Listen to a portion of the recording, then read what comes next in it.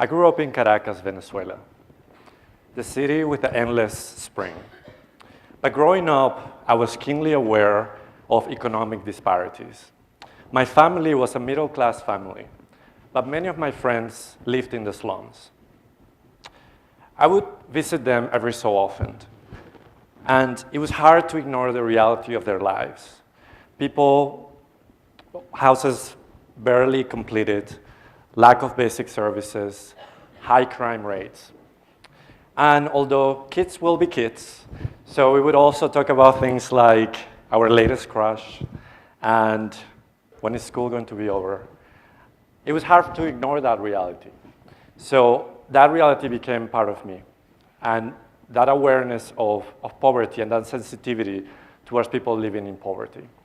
So when I joined Pfizer, a premier biopharmaceutical company, and I learned about the Global Health Fellows Program, I knew that that was a program that I wanted to be a part of. The Global Health Fellows Program pairs up Pfizer colleagues with development organizations around the world to help those most in need, to get better access to health services. And we send people to developing economies, to emerging countries. So I applied, and last year, I learned that I got selected to go to Vietnam. I was going to be working with CARE to help them fight poverty in Vietnam. So I'm here to tell you about that journey, about the journey of using Pfizer's innovation capabilities to help CARE engage business into the fight against poverty. But it's also a broader story. It's a story about how we all, and companies and organizations, have capabilities and skills that are transferable and that in other worlds can have a significant impact. It's also a personal story because you realize that certain experiences and expertise that you have are actually able to make a difference in other people's lives. And that can transform you. So CARE, for you, those of you that don't know a lot about it, is an organization that fights poverty and social injustice around the world. With 2.5 billion people still living in poverty, there is a lot of work to be done. So CARE approaches poverty in a multi-pronged approach. And they focus on women, because women, when empowered, they can make a significant difference in their communities. But unfortunately, they're also the ones that are most affected by poverty. So in Vietnam specifically, although they focus on a number of groups, they, for my project, the most relevant ones were the remote ethnic minorities who don't speak the language that most Vietnamese speak, and they're marginalized, they're asset poor. Another group that was very relevant to my project was female migrant workers. These are people that move from rural locations to cities to find a better life. But what they found is poor living conditions and working conditions. So CARE gives them a voice, and it empowers them economically, so that people like Tan, one of the factory workers that I got to meet, gets better at communicating herself at work and with her family, and learns about reproductive health and how to take better care of herself. And also I met some Mrs. Nhi, who actually, by learning how to plant chili, can actually create additional income for her family. So you might wonder, what does the private sector, what does the business have to do with all of this?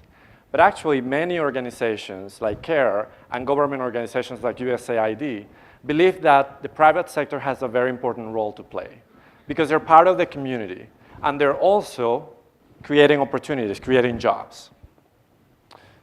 In the case of Vietnam, it's particularly important, their role, because now that Vietnam has become a middle-income economy, a lot of traditional funders of these types of projects are leaving the country. Yet there's still a lot of people like the ones that I share with you that are still dealing with poverty. So Pfizer has a program, an innovation program called Dare to Try. And this is a program that encourages colleagues to be more entrepreneurial, to take more risks, to bring forward their ideas. And I knew that that was a capability that I could use for this project. Specifically, I was going to use the innovation framework. The innovation framework is about the doing and the being.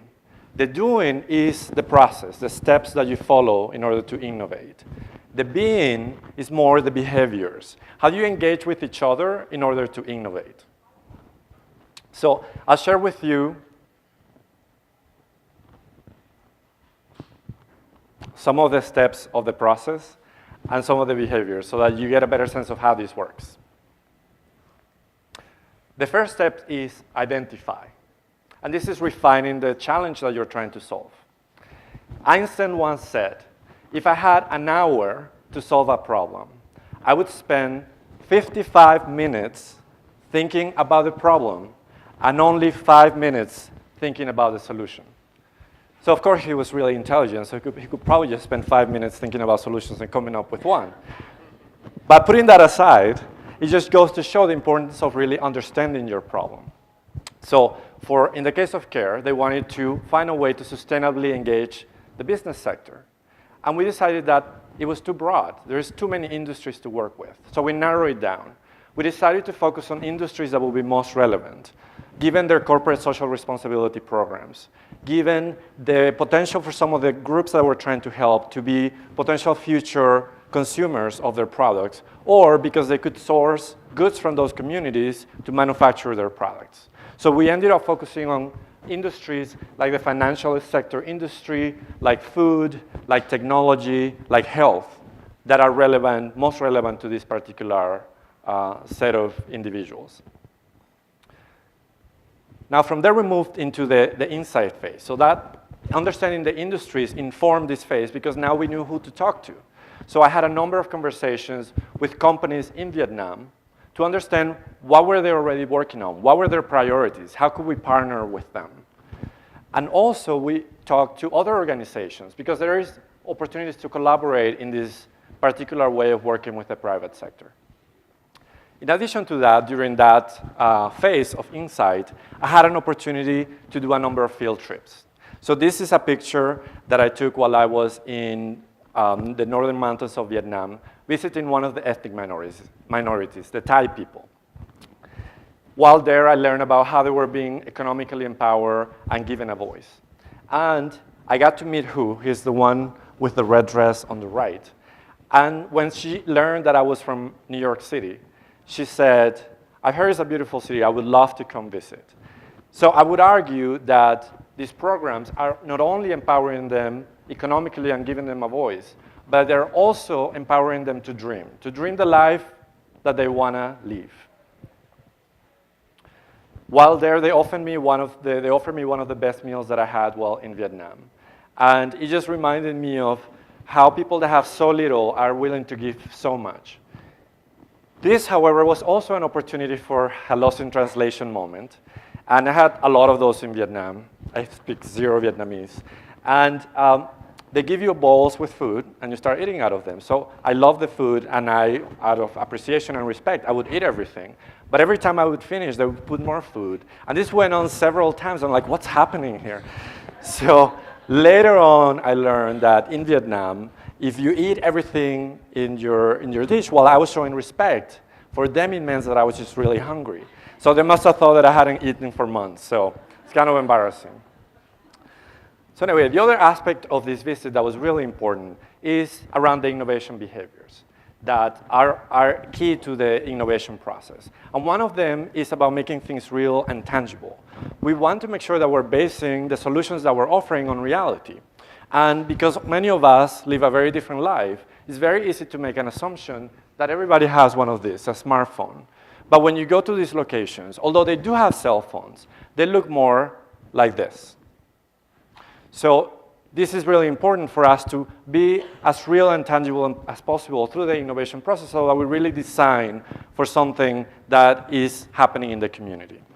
So this took us to the next phase, which is around ideating, coming up with new ideas.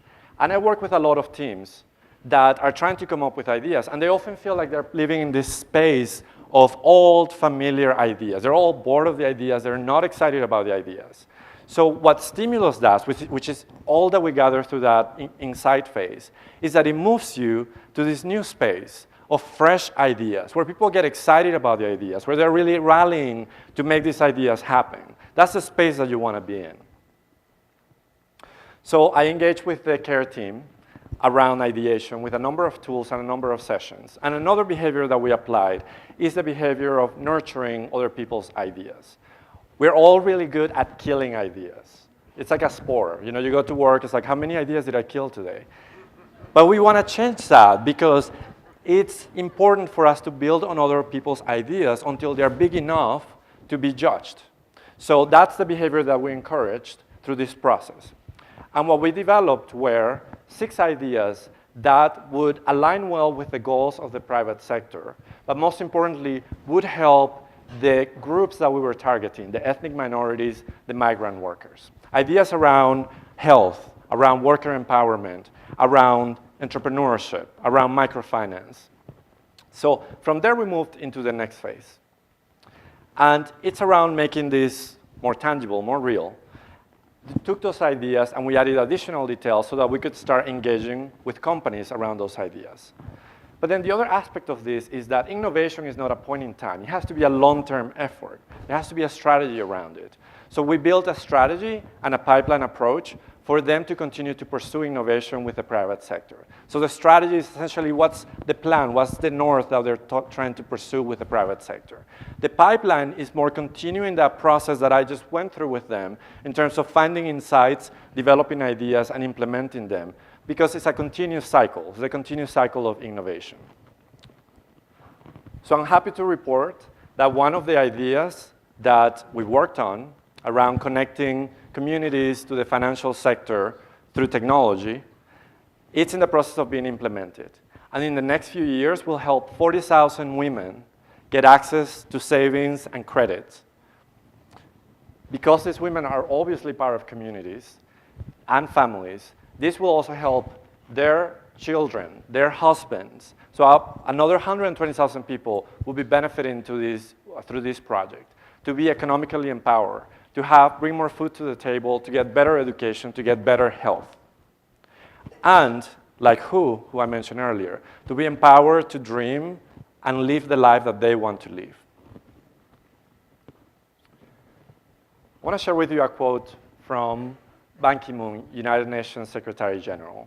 He said, if sustainable development is to become a reality, we need to unleash a wave of public and private partnership in a much bigger scale.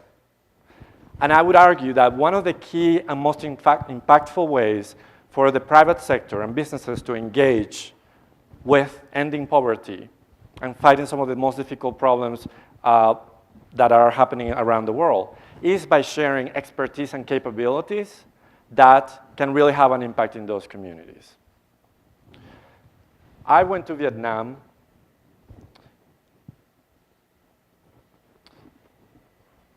wanting to help people living in poverty. And what I realized is that they were helping me as much as I was helping them. They were helping me find my best self. I became more empathetic, more humble, and most importantly, I learned the power that we all have when we put our expertise to use. It can change other people's lives. And it's a power of one. It's a transformative power. We all see now with the sharing economy, companies like Airbnb, like Uber, that are taking assets that are being subutilized, like your car, like your apartment, and putting them to full use to create more value for the communities and for society. And I think our skills are just like that. Our gifts, those things that makes us special, are just like that. But if we don't share them, they're like inventory that is not fully used, underutilized, and in the worst of cases, wasted. So I would ask you to know your gift. What is that skill that makes you special that could be taught to somebody else for them to apply it elsewhere? That thing that is different about you, whether you're a company or an individual. And once you know your gift, share it. Because by sharing it, it will transform you. And it will help you find your best self. Thank you.